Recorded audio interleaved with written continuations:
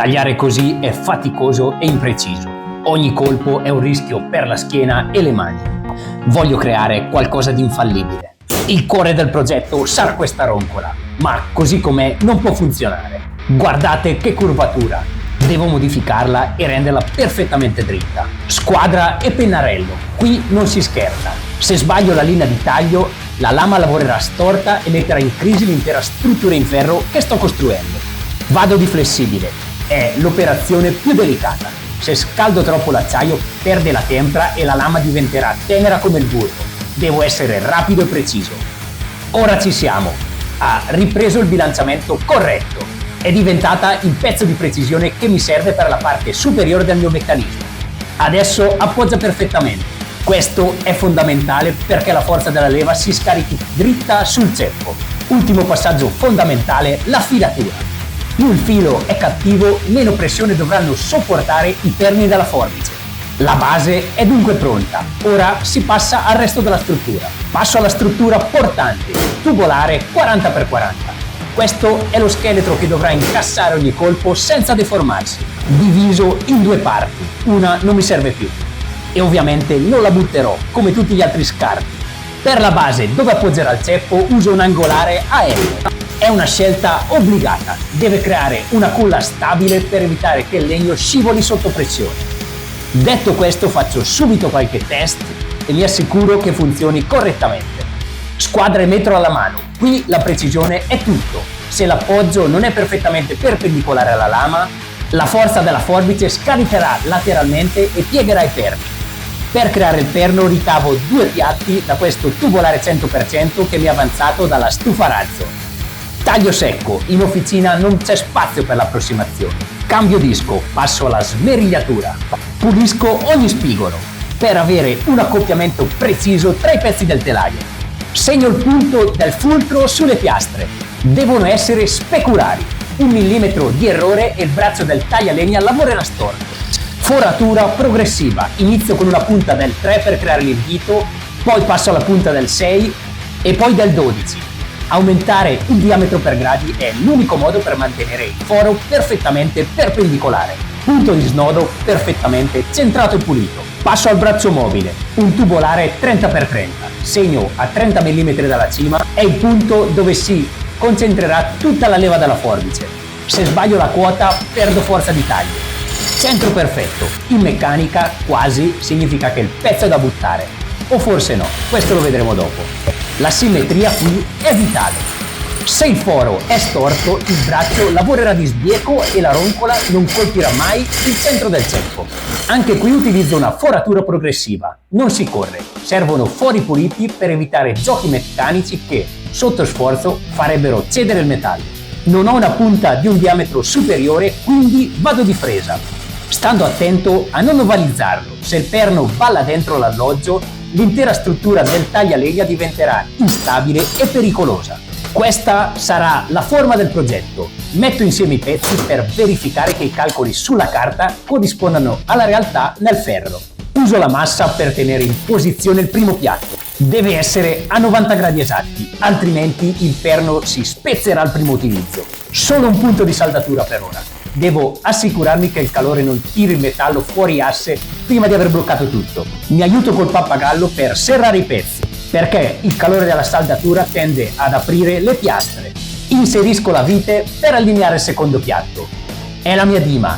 Se non scorre fluida ora, significa che i fori non sono coassiali. Non devo assolutamente sbagliare questo passaggio. Purtroppo mi sventirò tra poco. Ed ecco fissato anche il secondo supporto. Adesso lo snodo è fermo lì e non si muove più. Adesso invece carico di brutto. Chiudo tutti i cordoni con passate decise. Non cerco la bellezza, cerco la fusione totale. Perché la saldatura è l'unica cosa che separa un attrezzo efficiente da un ammasso dirottante. Spacco la scoria, sotto deve esserci solo metallo sano. Passo al braccio mobile, il tubolare 30x30. Devo preparare l'alloggio per la lama. Trovo il centro esatto. Se la roncola non è perfettamente in asse col profilato, durante il taglio riceverà una spinta laterale che farà flettere o peggio strapperà le saldature. Una linea di riferimento chiara. In officina, se non vedi bene dove lavori, stai solo scommettendo. e non mi va di scommettere sulla mia sicurezza. Posiziono la roncola, è il momento più critico.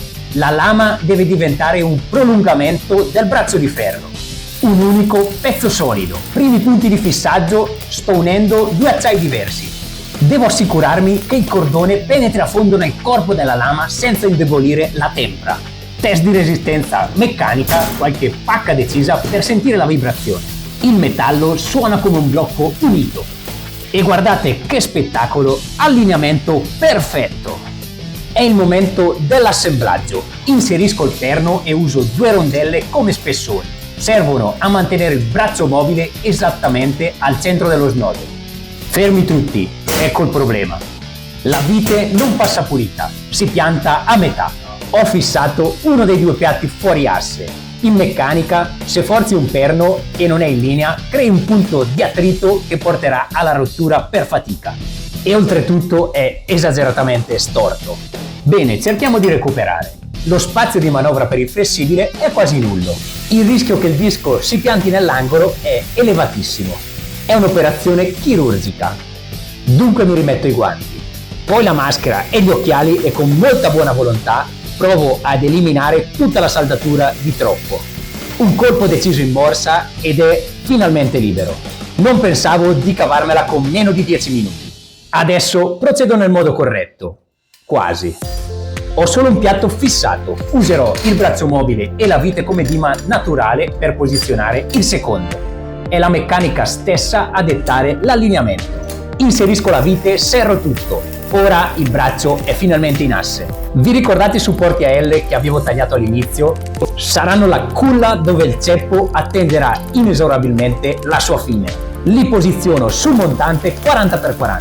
Sembra facile, ma devono essere centrati al millimetro, perché altrimenti il legno verrà sparato via lateralmente invece di aprirsi in U. Saldo il primo, non risparmio sul materiale. Questo punto riceverà l'urto secco di ogni colpo. Se la saldatura è debole, le vibrazioni la spaccheranno in meno di una settimana. Metro e squadra, la distanza tra i due angolari deve essere identica su entrambi i lati, non per motivi specifici, solo per estetica. La struttura è quasi pronta, ma non può essere appoggiata in terra, deve essere fissata al muro. Dunque preparo gli ancoraggi. 4 semplici pezzi di angolare che faranno da staffer. Passo subito alla foratura. Inizio con una punta piccola per la precisione e finisco con quella da 6. Questi si possono sempre ingrandire in un secondo momento. Grazie ai vari strumenti che ho a disposizione cerco di allinearle alla perfezione. Questa vite è troppo lunga. Un potenziale rischio per le mani, la elimino immediatamente. Fermi tutti, secondo errore di progettazione. Lo scatolato è troppo largo e il ceppo si incastra. Risolvo subito cambiando totalmente strategia. Uso un piatto da 6 mm. Per centrarlo perfettamente uso un trucco. Impilo gli spessori fino a raggiungere 12 mm necessari per portarmi al centro esatto del pezzo. La precisione qui serve a evitare che la lama lavori di sbieco.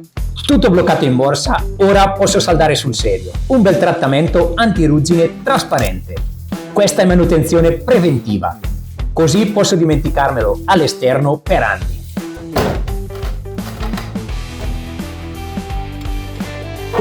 Per non distruggere la lama ogni volta ho pensato di aggiungergli un pezzo saldato lì, così la lama non va mai a sbattere anche se la lascio cadere.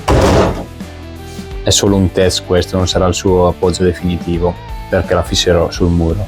Oltretutto c'è la possibilità di smontare solamente la lama volendo e affilarla.